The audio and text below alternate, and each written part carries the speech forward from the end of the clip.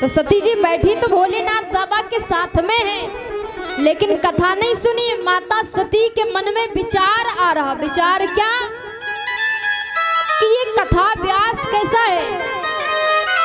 श्रोताओं को प्रणाम करता है और मेरे भोलेनाथ बाबा को कैलाश पर्वत से यहाँ कथा सुनने आने की क्या आवश्यकता थी। कोई अच्छा सा विद्वान बुला करके कैलाश पर्वत में कथा नहीं सुन सकते थे क्या? ऐसा तर्क वितर्क माता सती के मन में चल रहा। तब तक हुआ क्या, कथा विराम हो गई। महाराज कथा विश्राम हुई। भोलेनाथ बाबा ने प्रसाद लिया और देखा माता सती का मन नहीं लग रहा। अगस्त ऋषि से विदा मांगी। कहते एक बात ध्यान रखना कि जब हम और आप कथा सुनने के लिए आते हैं तो हमारा आपका पद बढ़ जाता है। क्या पद बढ़ जाता है? आप घर में रहेंगे, जिनकी मम्मी है उनकी मम्मी ही रहेंगे, है ना? जिनकी पत्नी है उनकी पत्नी ही रहेंगी। लेकिन जब आप कथा प्रांगण में आओगे तो यहाँ एक अलग से पदवी मिल जाती। पद मिल जाता है। कौन सा? एक भक्त का पद मिल जाता, एक श्रोता का पद मिल जाता। और पद मिलेगा कब? जब कथा सुनेंगे। माता सती गई तो है साथ में, लेकिन कथा नहीं सुना। और कथा में अगर आपका मन नहीं तो मत आओ। और बिना मन अगर यहाँ बैठोगे जो भी है सर्वस्व अपना यही छोड़ के चले जाओगे। माता सती जी आई, और जब आई थी तो गोस्वामी तुलसीदास बाबा ने लिखा संग सती जग जननी भवानी। तीन तीन पद मिले। एक तो सती, दूसरे जगत की माता और तीसरे भवानी। लेकिन जब कथा नहीं सुना, कथा व्यास का अपमान कर दिया, तो महाराज गोस्वामी तुलसीदास बाबा लिख रहे कि मुनिशन विदा मांगी त्रिपुरारी, चले भवन संग दक्ष कुमारी।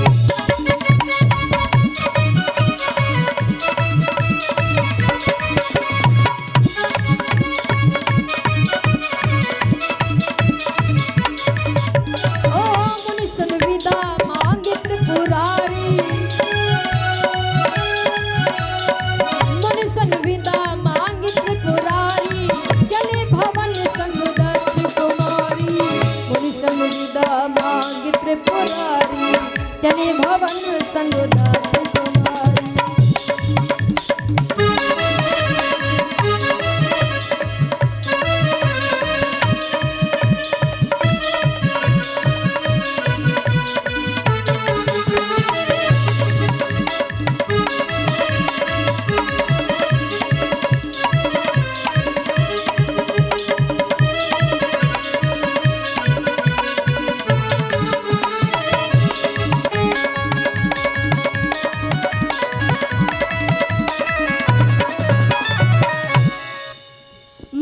गोस्वामी तुलसीदास बाबा ने लिख दिया कि मुनि सन विदा मांगे त्रिपुरारी, चले भवन संग दक्ष कुमार।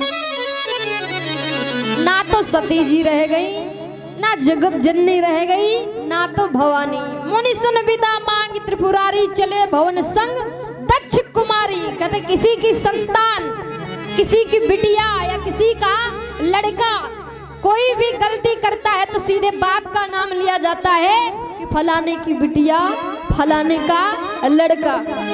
अब सती मैया ने कथा व्यास का अपमान कर दिया, कथा का अपमान कर दिया, तो सीधे दक्ष का नाम लिया गया। चले भवन संग दक्ष कुमारी। अब यहाँ तक के इतनी भी पदवी खो दी कि भोलेनाथ बाबा पति भी नहीं रहे कि भोलेनाथ बाबा का नाम लिया जाए, केवल दक्ष की बिटिया बची। भोलेनाथ बाबा माता सती को लेकर के विदा मांग करके जंगल के रास्ते से कैलाश पर्वत के लिए चले। अब इधर भोलेनाथ बाबा माता सती को लिए चलते हुए जा रहे हैं। भोलेनाथ बाबा के मन में एक विचार आ रहा है। विचार क्या रहा कि हे प्रभु, मैंने आपकी इतनी सुंदर कथा सुनी है। आपकी कथा सुन करके मेरे श्रवण जो है कान धन्य हो गए हैं। हे प्रभु थोड़ी सी कृपा करो, दर्शन दे दो तो मेरे नेत्र भी धन्य हो जाए।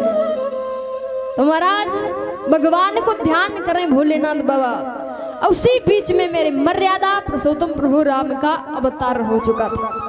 कित्ते ही अवसर भंजन मही भारा, दीन हरि रघुवंश अवतार। मर्यादा पुरुषोत्तम प्रभु श्री राम का अवतार हो चुका था और प्रभु राम को 14 वर्षों का वनवास भी मिल चुका था। माता जानकी का हरण हो चुका था और जानकी की खोज में प्रभु राम और लक्ष्मण भैया दंडक वन में इधर उधर भ्रमण कर रहे हैं। पेड़ पौधों से पूछते हैं और जानवरों से पूछते, पक्षियों से पूछते हैं, क्या तुमने मेरी मृग जानकी को देखा है? एक पागल की भांति भगवान क्या कर रहे हैं? नर लीला कर क्या रहे? नर लीला। पार ब्रह्म परमात्मा धराधाम पर आकर के नर लीला करता है। लेकिन धन्य है आज का आदमी होकर के राम लीला करता है ना? स्वयं पार ब्रह्म परमात्मा नर लीला हमारी आपकी लीला करके चले गए और आज उनका व्यक्ति राम लीला करता है। कैसे सफल होगा? नहीं।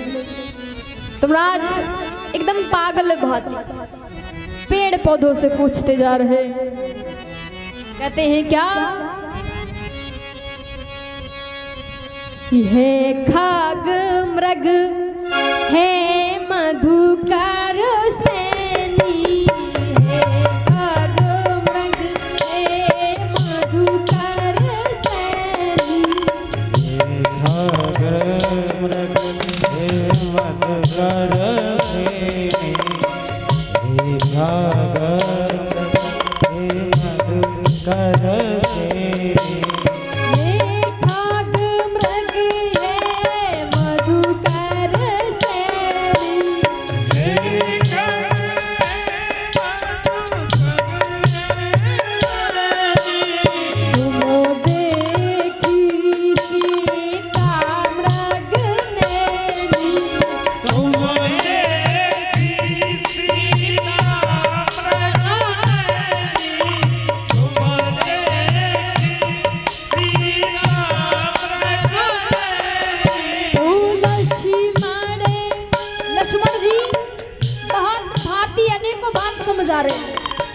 लक्ष्मण समझा है बहु भांति, समझा लक्ष्मण समझा है बहु भांति, लक्ष्मण समझा है बहु भांति।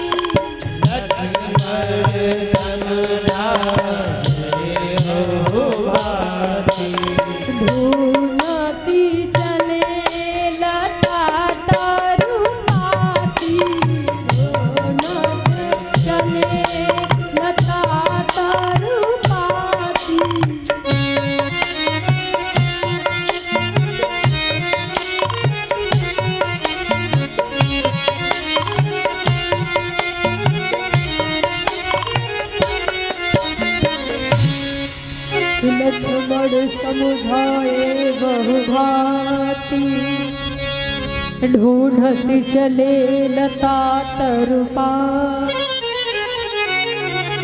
महाराज आज दंडक वन में मेरे प्रभु राम लक्ष्मण भैया माता जानकी की खोज करते हुए जा रहे हैं। पेड़ पौधों से पूछ रहे, लताओं से पूछ रहे, पशु पक्षियों से पूछ रहे। लक्ष्मण जी अनेकों भांति समझा रहे, भैया क्या पेड़ पौधे बता देंगे हमारी जानकी माता को कौन लेके गया? कभी नहीं बता सकते, इसलिए अनेकों प्रकार से समझाते।